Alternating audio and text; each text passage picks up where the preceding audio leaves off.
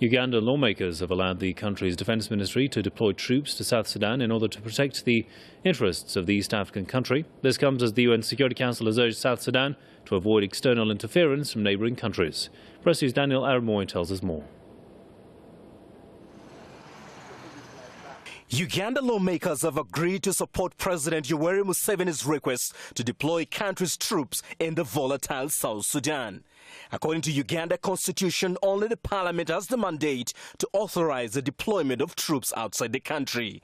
Despite House approval, the opposition objected to the deployment of Uganda's troops, saying the Defence Force Act only allows the president to deploy troops for peacekeeping mission and not to take part in combat operation like the one currently underway in South Sudan. We want this problem of South Sudan to be solved once and for all, using the correct diagnosis, correct prescription, but President Museveni is not the right doctor for South Sudan. We really need South Sudan to be stable. If South Sudan is stable, Uganda is stable. If South Sudan becomes unstable, definitely the impact is felt back here. According to the Kampala government, the deployment in South Sudan is meant to help evacuate Ugandan nationals currently trapped in the conflict.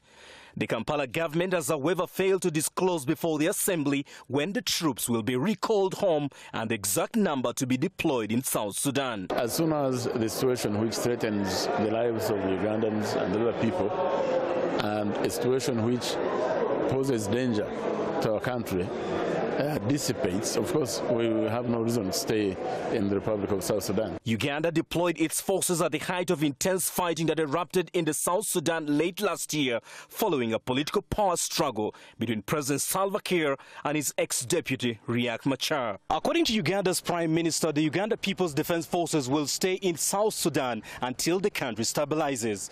This despite strong objection from the opposition, who see no justification whatsoever for Ugandan troops to be deployed in southern Sudan.